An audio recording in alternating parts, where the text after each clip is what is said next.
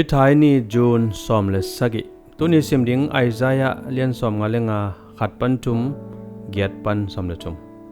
keima paizia tezong noma paizia sangin sang zo a kangai suna tezong noma ngai suna sangin asang zo hi Isaiah som ngalenga aneu kwa Pasian Kamciam Muanna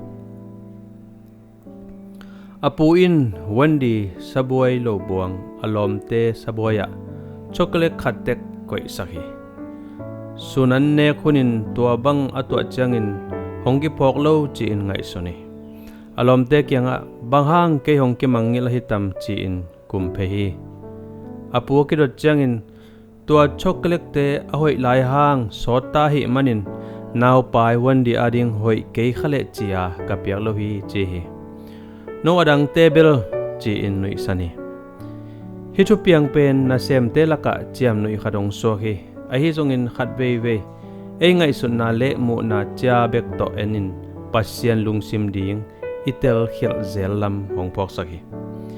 ele e athuak lama ki ko in Pasian in e ading a hoi penin gel ton tong hi chi ki mangil the Pasian ngai sun na le pai zia te itel kim lo hangin Isaiah som ngalenga giat kwa sunga